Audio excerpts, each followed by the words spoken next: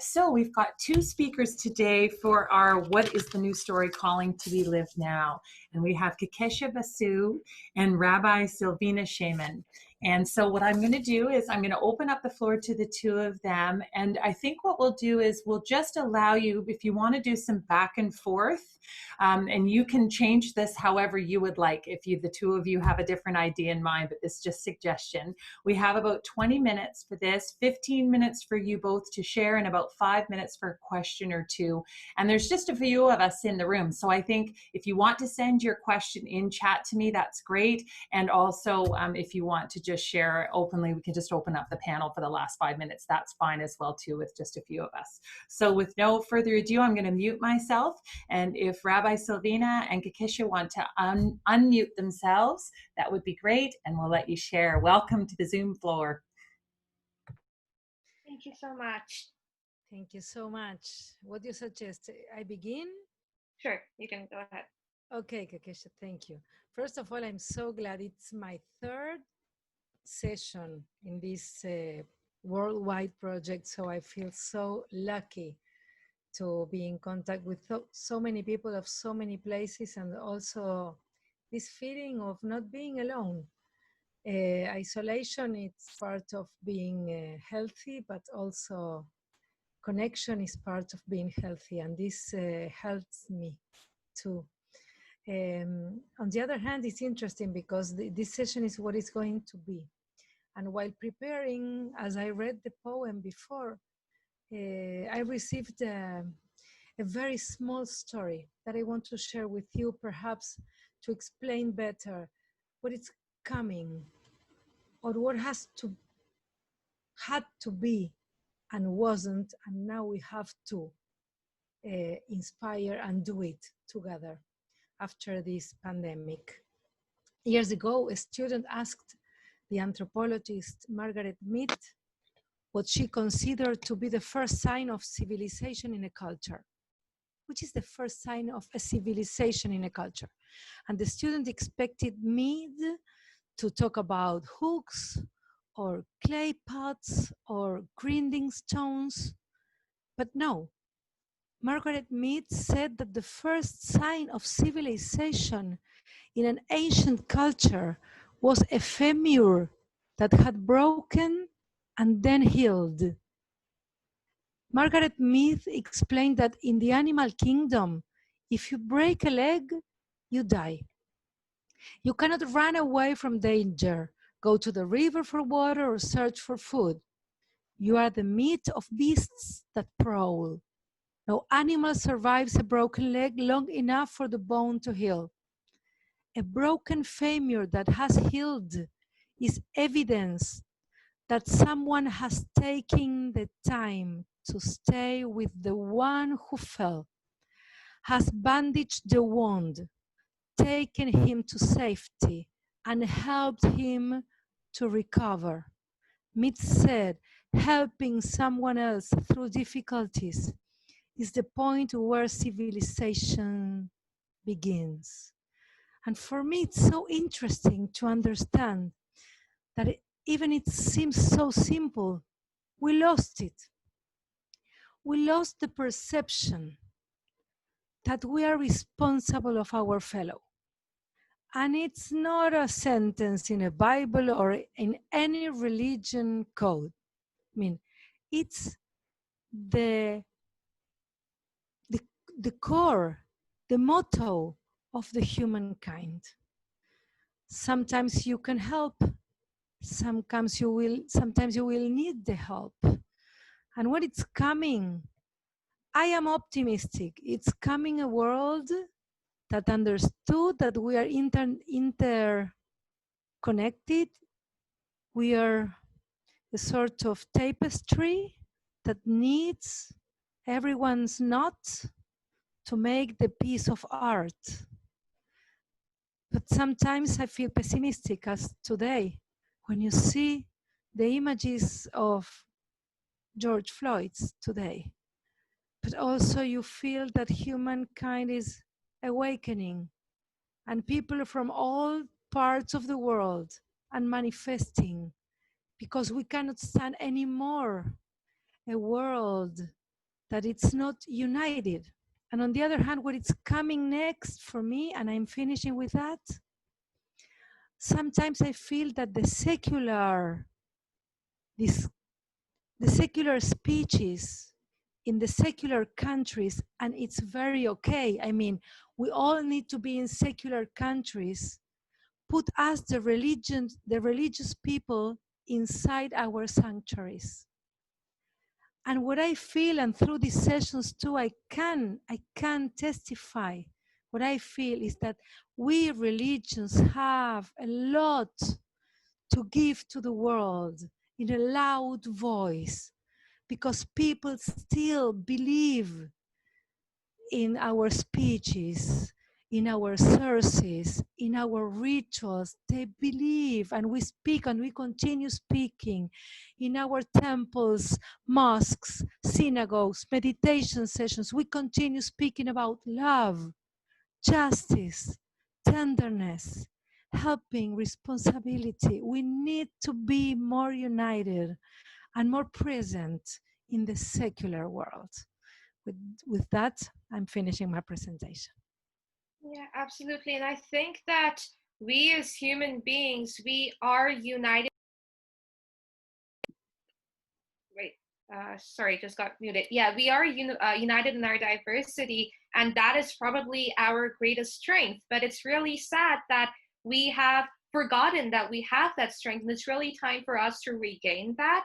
And especially in these new times where every situation is changing, where rules of engagement are changing as we try to cope with the effects of the pandemic, where we're still trying to come out of this pandemic and no one really knows what the new normal is going to look like.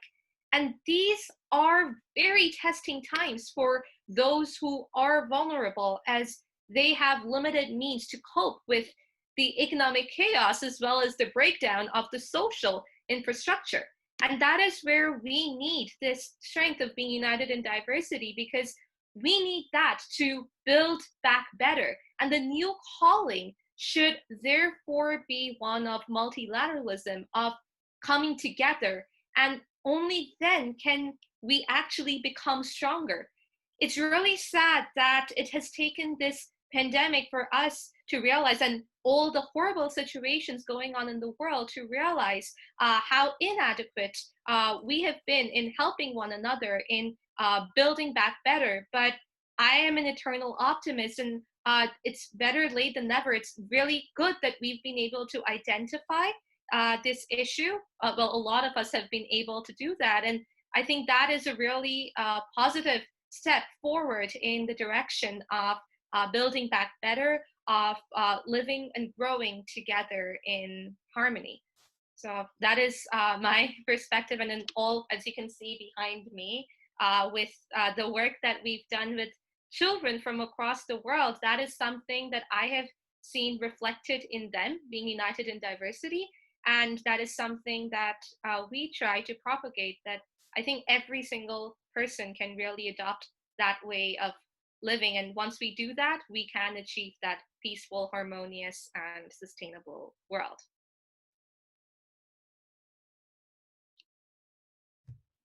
Beautiful. Wow. Thank you both. So we have about 8 minutes left. And if you both want to share again, or if you want to open it up to questions, the next steps are up to you. I want to speak with the people. I want to share. I'm glad to see again Sam and Fern that are with me again. Good to see you. We are becoming a community. I love the fact that we are a diverse people and that we have so much to learn from one another.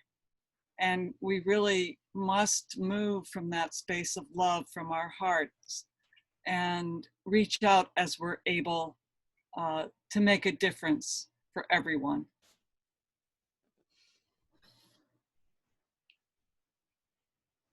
Thank you so much for your teachings and sharings. We do have a question that Emma has put forth as well too. And she said, can we name some of those things which we want to see as part of the new story? Great question. I can go. I think that everything that we are working to solve right now, be it achieving human rights, equal rights for all, a lack of discrimination, at the same time, a clean, healthy environment, and economic stability, that is all of that should, like, that is what we want our new normal to look like, where we create that sustainable world. So yeah, I think uh, that is, and like I said before, I am an optimist, so I see all these issues being solved as part of this new normal and this new world which we're building back towards. Yes, I was thinking about the same as Kakesha did, but also I will add that perhaps it's time to make a revision of the programs of training political people, economists, and I mean, it's time to make revision of the programs, because this level of humanization, it's needed, because we cannot live anymore within this inequality, because this inequality leads us to everything, and words and prayers are very important to support our souls, but we need structures to have that have been has structures that have to be revised in their training programs at the very beginning. I should say, even at school.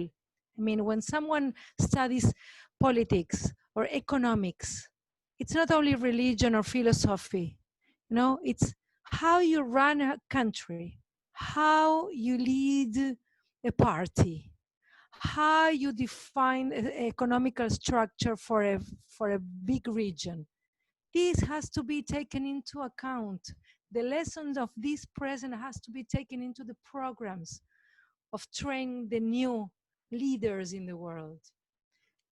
It's an utopia, okay, can be, but someone must begin.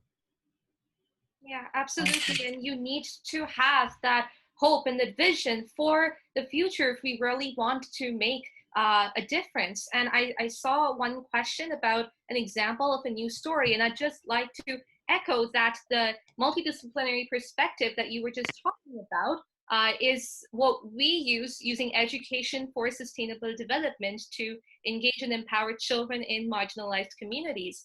And three 2 years ago, when we were at the Syrian refugee camp on the Lebanon-Syria border, we were speaking to the children there who were shell-shocked from the trauma, and we used music, art, dance, drama to talk to them about, like, really all the world's problems and how they could take small steps to solve those problems in their own zones of influence. And one 8-year-old boy came to the front and started rapping about all the trauma that he had gone through and how he was trying to recover from that. And one of the coordinators said that that was the first time that he had actually spoken since he had come to the camp. And that is why we use music, art, dance, drama, and we talk to children specifically, I'm talking about, but talk to them about how they can get that sense of self-empowerment and build back better, not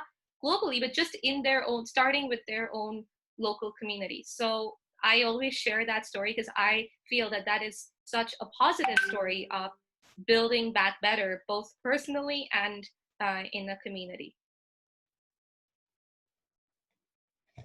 Awesome. We have about another 5 minutes left. I wanted to add a little thing about what is to make a revision of all the programs of training people towards humanity.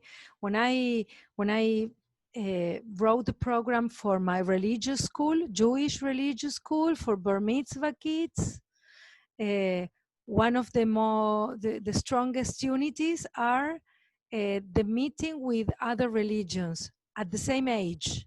I mean, kids in church, kids in mosques, and we put kids together.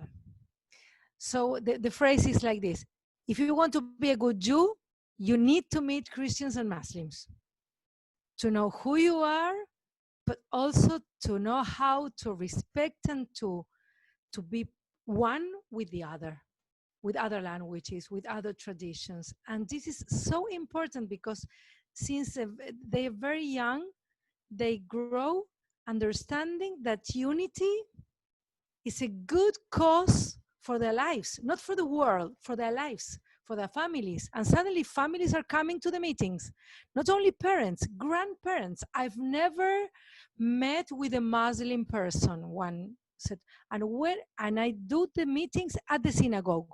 I open the house, my house, I open my doors, I open my family, and I receive them, I welcome them. Then they invite us. It's very unusual, but also it's very important to begin very, very young.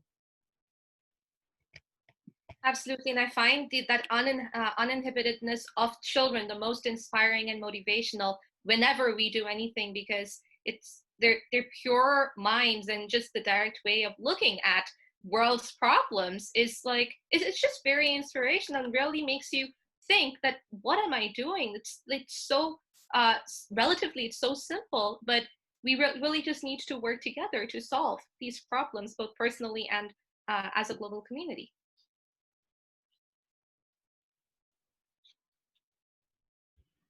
Awesome. We have about 3 more minutes. So if anyone else had any questions, Carolyn said, what I'm hearing is to begin with our immediate world as the way to change the global community. Yeah, For sure. absolutely. So if there's any other wrap-up comments or questions in the next 3 minutes, that would be great. Well, I left a question there too. It's, to me, such a big problem is the corporate mindset. And just how do we move away from a corporate mindset to one of unified thinking? I think as was being said earlier that we need that interdisciplinary and multidisciplinary perspective in education.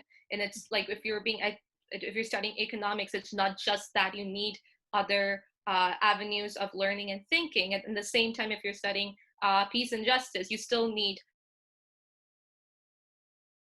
other areas of thinking in an economic mindset. So I think that's where we need to start. As I said in my earlier comments at the webinar, that we need that education. And once we have that, and we have that education for sustainable development that encompasses all of the world's problems from a young age, then only can we remove that corporate thinking, as you said, and actually have a global mindset where we think global and act local, but also think local and act local at the same time. I think that to finish, nothing can be conceived from now on without this, the complexity of adding humanity in every science.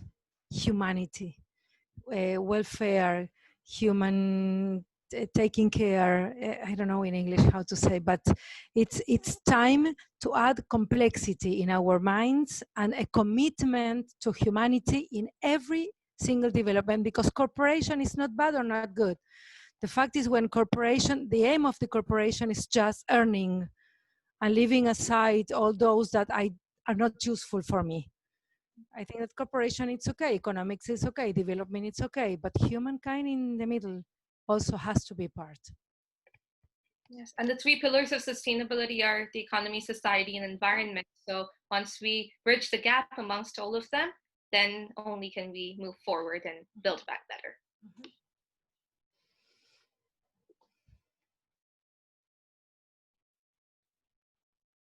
Awesome. If you want to unmute yourselves just to say thank you or goodbye, just in our last minute to make sure that you're having that connection, that would be great. Everybody can just, I'm going to try and unmute all, but you might, yeah, there you go. Everybody's unmuted. Thank you so very much for your work. Thank you. You're amazing. Thank you so much for being part of this panel. And Silvina as well. Muchas gracias, amiga. De nada, amiga. Gracias a ustedes.